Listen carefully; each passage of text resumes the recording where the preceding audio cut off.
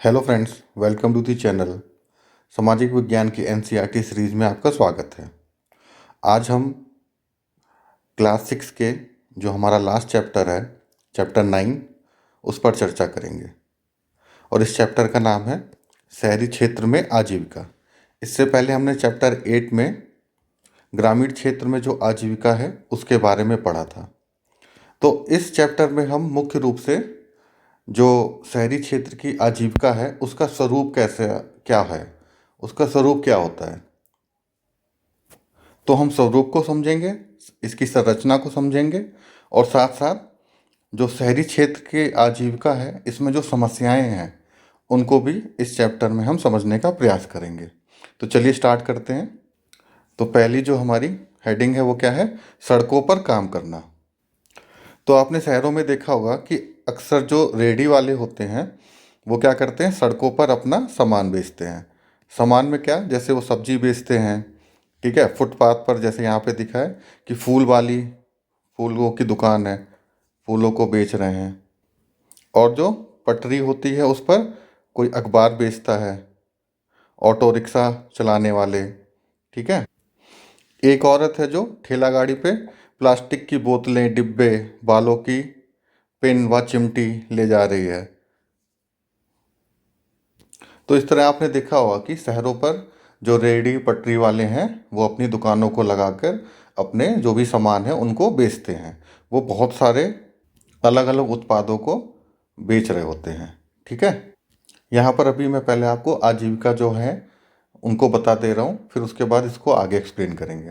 तो ये बहुत सारी आजीविकाएं हैं रेहड़ी पटरी वालों की जो अपने सामानों को सड़क पर बेचते हैं, ठीक है। फिर यहाँ पे एक आ रहा है बच्चू मांझी, एक रिक्शा वाला।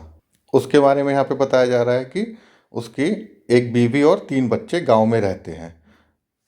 उसके पास ज़मीन ना होने की वजह से वो क्या करता था, गांव में एक मिस्त्री था, लेकिन वहाँ गांव में उसको लगातार काम नहीं मिलता था और जो उसकी कमाई होती थी उस कमाई से उसका परिवार नहीं चल पा रहा था।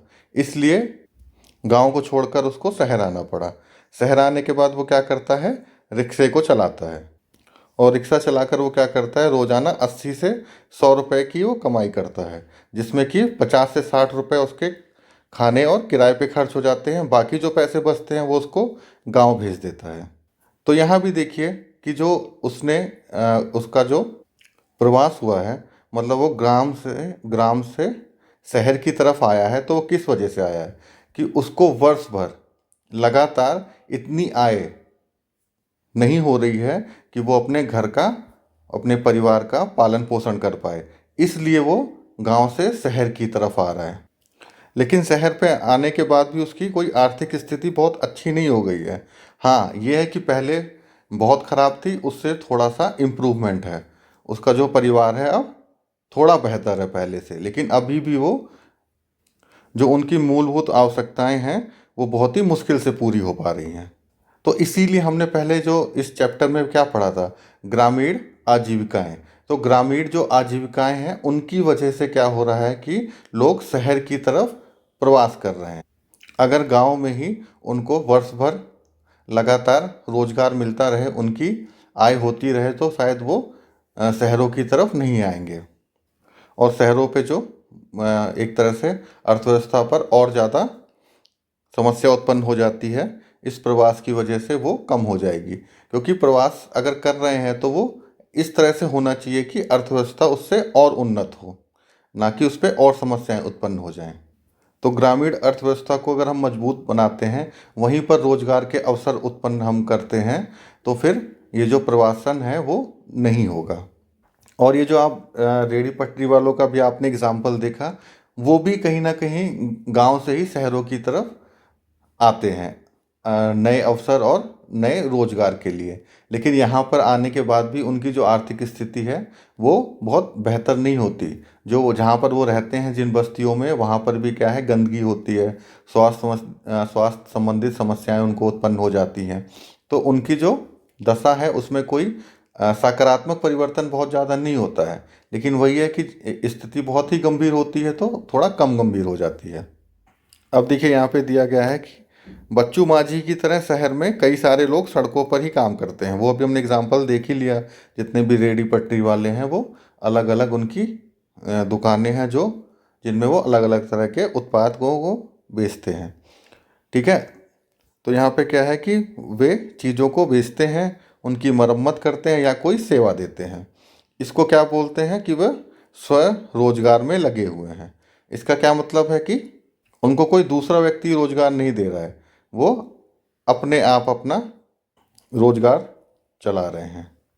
अब देखिए, इस तरह के जो स्वरोजगार हैं उनमें बहुत तरह की समस्याएं आती हैं। जैसे कि वो जाते हैं, अपना माल खुद ही खरीदते हैं, ठीक है, फिर उनको कहाँ पर किस तरह से दुकान लगानी है, इसमें उनको बहुत सारी समस्या होती है।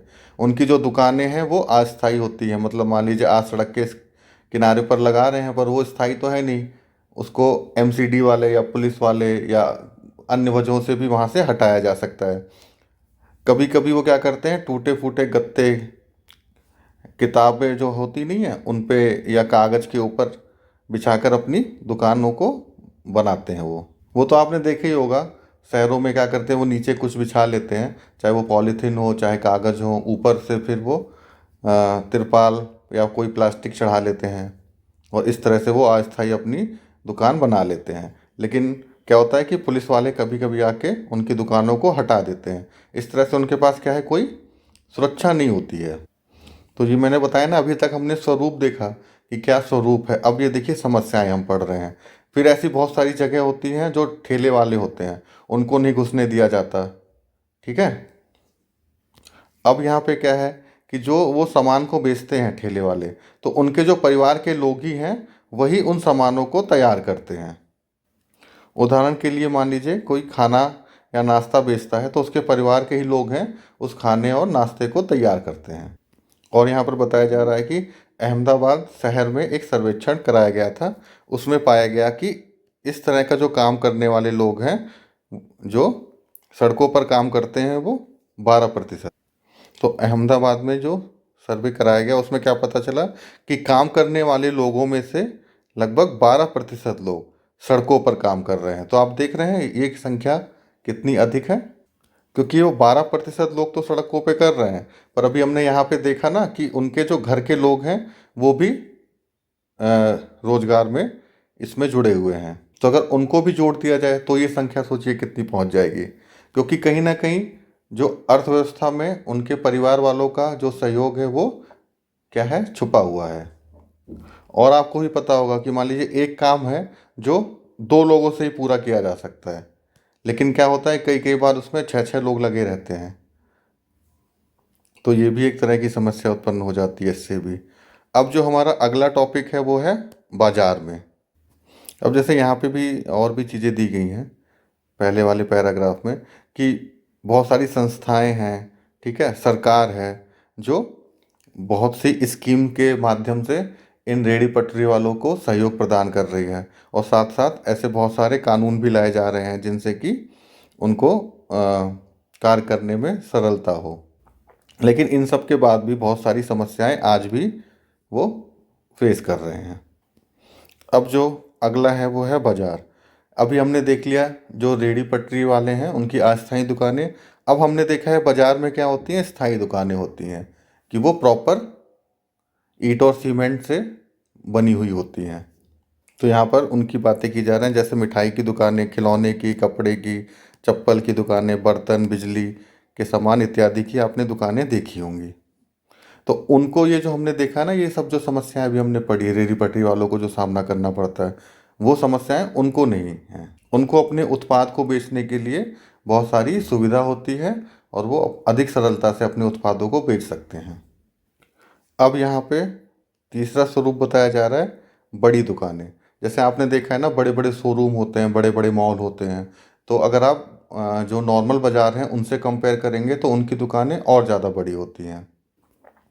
इसमें कैसे बता रहे हैं, यहाँ पे वंदना का एग्जाम्पल दिया जा रहा है कि वो अपने शोरूम को चलाने के लिए क्या करते हैं, अहमदाबाद, लुधियाना, मुंबई, त्रिपुरा से माल को मंगाते हैं, ठीक है। और भी जो जो उनके कपड़े हैं वो विदेशों तक से भी उनको मंगाते हैं वो अपने शोरूम के लिए। फिर साथ साथ वो क्या करते हैं, टेलीविज़न रेडियो चैनल पर विज्ञापन देते हैं।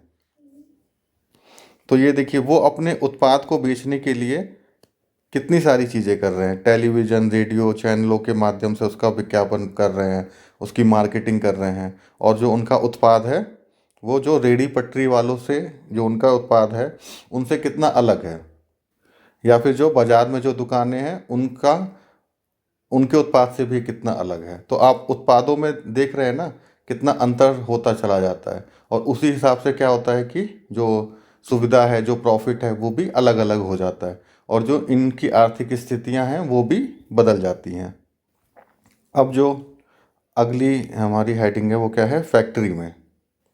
यहाँ पर निर्मला है, निर्मला के माध्यम से आजीविका और उसकी समस्याओं के बारे में बताया जा रहा है। तो निर्मला क्या करती हैं, कपड़े सिलने की फैक्ट्री में काम करती हैं। और जब शहरों में उनको अपने घर से फैक्ट्री की तरफ जाना होता है तो जो बस होती है वो क्या है, खचाखच भरी हुई होती है। मतलब उनको परिवहन की सुविधाएं नहीं है, उनको आने जाने में बहुत तरह की समस्याओं का सामना करना पड़ता है। यहाँ इसी पैराग्राफ के बीच में लेबर जो चौक है उसके बारे में बताया गया है। तो लेबर चौक क्या होती है, यहाँ पर ये देखिए ये चित्र है, इसमें क्या है, जो दिहाड़ी मजदूर होते हैं वो सारे दिहाड़ी मजदूर उस शहर के किसी एक स्थान पर आके इकट्ठा हो जाते हैं। और जिनको भी उन मजदूरों की आवश्यकता होती है वो उस चौक पे जाके उनको जो भी काम करवाना होता है वो काम करवाने के लिए उनको ले जाते हैं। ठीक है, ये दिहाड़ी मजदूर, ये देखिए बैठे हुए हैं ना ये लोग। तो जैसे आपको मकान बनवाना है तो मकान बनवाने के लिए आप मान लीजिए दीवार बनवा रहे हैं या लकड़ी का कोई काम करवा रहे हैं, तो आप यहाँ पर आएंगे इस चौक पे जो लेबर चौक होगी, और यहाँ पे आके किसी व्यक्ति से बात करेंगे कि हाँ भाई आप इस काम को कर लेते हैं, और फिर वो कहेगा कि हाँ इस काम को कर लेते हैं। फिर जो भी उस वक्त रेट चल रहा होगा उस रेट के अनुसार आप अपना बार्गेनिंग करके, या आपको बार्गेनिंग नहीं करनी है उसी रेट पे आप इनको अपने यहाँ ले जाएंगे और जो भी आपका काम है उसको उस दिन करवा लेंगे। तो चलिए फिर निर्मला की कहानी पर वापस आ जाते हैं। जो निर्मला है वो कपड़े निर्यात करने वाली कंपनी में दर्जी का काम करती है। उस फैक्ट्री में काम जो भी करते हैं वहाँ के जो कपड़े हैं वो अमेरिका, इंग्लैंड, जर्मनी है ना, नीदरलैंड जैसे देशों के लोगों के लिए वो गर्मी के कपड़े वहाँ पे सिले जाते हैं उस फैक्ट्री में। अब ये देखिए उन निर्मला की आजीविका कितनी मुश्किल है। दिसंबर से अप्रैल तक काम का जो बोझ है वो बहुत ज़्यादा रहता है। सुबह 9 बजे से लेके रात 10 बजे तक उनको काम करना पड़ता है, और ये काम हफ्ते में वो 6 दिन तक करती हैं। ठीक है, इसके बदले में निर्मला को रोज़ 8 घंटे काम करने में कितने रुपए मिलते हैं, 80 रुपये, और अतिरिक्त 40 रुपये देर तक काम करने के। सरकार ने कुछ नियमित मजदूरी भी फिक्स कर रखी है कि इससे कम आप है ना जो भी आपके यहाँ काम कर रहे हैं उनको नहीं दे सकते हैं। लेकिन वो जो भी न्यूनतम मजदूरी होती है उसके बाद भी जो उनकी आर्थिक स्थिति होती है उसमें बहुत बड़ा परिवर्तन नहीं आता है, क्योंकि वो जो न्यूनतम मजदूरी है वो बहुत ही कम रहती है। यहीं पर उसको बताया जा रहा है कि वो तो न्यूनतम मजदूरी तो उनकी कम है ही है पर डे की, साथ साथ क्या है कि इनका भी जो काम है, जो बार बार एक चीज़ सामने आ रही है, चाहे वो ग्रामीण आजीविका हो चाहे शहरी, जो उनकी मजदूरी है वो फिक्स नहीं है। वो हो सकता है 8 महीने तो उनको मिल रहा हो काम, लेकिन 4 महीने फिर नहीं मिल रहा है। और हमेशा मैंने आपको बताया कि इनकी मजदूरी इतनी भी नहीं है कि इनकी इतनी सेविंग हो जाए कि वो 4 महीने है ना उसी जो 8 महीने उन्होंने पैसे कमाए हैं उसी से उनके 4 महीने चल जाएं, तो उतनी मजदूरी भी नहीं है। तो इस तरह से क्या है कि वो आर्थिक बहुत सारी जो समस्याएं हैं उनका सामना करना पड़ता है। तो ये जो समस्या है कि वर्ष भर जो रोजगार है वो नहीं मिल पाता। जैसे हमने वहाँ देखा कि जो खेतीहर मजदूर हैं उनको भी कब काम मिलता है, जब खेती हो रही होती है, कृषि संबंधित गतिविधियाँ जब तक रहती हैं तब तक उनको काम मिलता रहता है। फिर हमने वो मछली पालन में भी देखा, मछली पालन नहीं वो क्या कहते हैं उसको, मछली पकड़ने वाला देखा हमने, समुद्र के किनारे मछुआरे जो मछली पकड़ने के लिए जाते हैं, तो वो भी जो वर्षा ऋतु होती है उस टाइम वो समुद्र में नहीं उतरते हैं। तो वो जो समय रहता है उस वक्त उनको किसी भी तरह की कोई आमदनी नहीं होती। यहाँ भी देखिए जो फैक्ट्री में काम कर रहे हैं उसमें भी वही होता है कि वर्ष भर लगातार उतना काम नहीं होता, कुछ ऐसा समय होता है जब मज़दूरों को वहाँ से हटा दिया जाता है। उसी तरह हमने देखा कि जो मज़दूर चौक का भी हमने एग्जाम्पल देखा, तो ज़रूरी तो नहीं ना कि वो जितने भी मज़दूर आए हैं उनको हर दिन हायर करने के लिए कोई ना कोई पहुंच जाएगा। ऐसे बहुत सारे दिन होते होंगे जब उनको वहीं पे वेट करना होता है, लेकिन उनको काम कराने के लिए कोई नहीं ले जाता अपने साथ। तो ये हमारी जो अर्थव्यवस्था है, इसकी ये बहुत बड़ी समस्या है। सरकार इस पे निरंतर काम करती रहती है, लेकिन तब भी ये समस्या अभी भी बनी हुई है। इसको दो भागों में बांटा गया है, संगठित और असंगठित सेक्टर।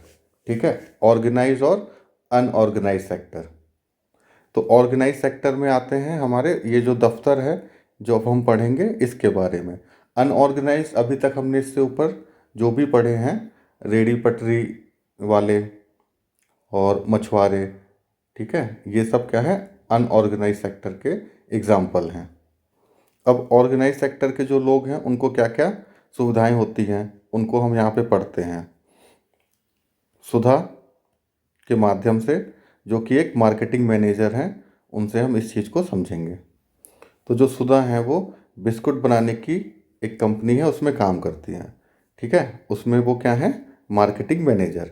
और उनका यहाँ पे कार्य क्या है कि वो 50 विक्रेताओं, सेल्समैन के काम का निरीक्षण करती हैं। ठीक है, जो शहर के विभिन्न भागों में आते जाते हैं और ये लोगों को, दुकानदारों से बड़े बड़े ऑर्डर लेके आते हैं। ये लोग क्या करते हैं, जो वहाँ देखा होगा ना आपने कि बड़ी बड़ी दुकानें होती हैं, तो आपको अगर वहाँ पे मान लीजिए अपने बिस्किट बेचने हैं, तो जाएंगे आप वहाँ पे, दुकानदार से बात करेंगे कि हमारा ये बिस्किट है, इसको आप खरीद लीजिए। और आपको निरंतर वहाँ पे जाना भी पड़ेगा कि आप ही का बिस्किट खरीदा जाए और वो मार्केट में बना रहे। तो इस तरह की जो भी काम है उनका ये निरीक्षण करती हैं सुधा। उनके अंडर में जो भी ये सेल्समैन है उनके कार्य का। ठीक है, मैं एक काम को इसलिए बता रहा हूँ कि आप देखिए, रेडी पटरी वाले हो गए, और अभी हमने ऊपर पढ़ा कि जो निर्मला है उनका कार्य, तो उस कार्य में जो कार्य है वो भी देखिए कितना अलग है कि वो इतना काम करने के बाद उनकी सैलरी बहुत ही कम है, लेकिन यहाँ पे इनकी सैलरी भी अच्छी है और यहाँ पे इनको बहुत सारी सुविधाएं भी हैं, जैसे कि मौसी को नियमित तनख्वाह मिलती है। ठीक है, बिस्कुट कंपनी में वो क्या है, स्थायी कर्मचारी हैं। वहाँ पे अभी हमने देखा निर्मला को क्या है, वो कभी भी हटा सकते हैं, लेकिन इनको ऐसे नहीं हटाया जा सकता। इसका मतलब है कि उनकी नौकरी है लंबे समय तक बनी रहेगी। और स्थायी कर्मचारी होने की वजह से क्या है, उनको बुढ़ापे के लिए एक बचत भविष्य निधि है ना, कि उनकी तनख्वाह का एक भाग भविष्य निधि में सरकार के पास दे दिया जाता है, और जब वो सेवानिवृत्त होंगे तो उनको वो पैसा मिल जाएगा। तो आर्थिक रूप से देख रहे हैं, अभी वर्तमान में भी एक उनकी अच्छी सैलरी है, वो एक अच्छी लाइफस्टाइल जी पा रहे हैं, और बाद के लिए भी, भविष्य के लिए भी उनको आर्थिक स्थिति अच्छी बनी रहे, उसकी भी यहाँ पे देखिए योजनाएं हैं। उनको छुट्टियाँ प्राप्त होती हैं, संडे को छुट्टी मिलती है, और जो भी राष्ट्रीय जो भी त्यौहार हैं उनमें। लेकिन जो रेडी पटरी वाले हैं उनकी कोई छुट्टी नहीं है, क्योंकि जिस दिन वो छुट्टी ले लेंगे तो उनकी कोई इनकम नहीं होगी। लेकिन यहाँ पे उनकी फिक्स सैलरी है, संडे होने के बाद भी उतनी सैलरी इनके पास आएगी ही। और क्या होता है कि जो संगठित क्षेत्र के लोग होते हैं उनके परिवार को भी, उनके साथ साथ उनके परिवार को भी चिकित्सा सुविधा मिलती है।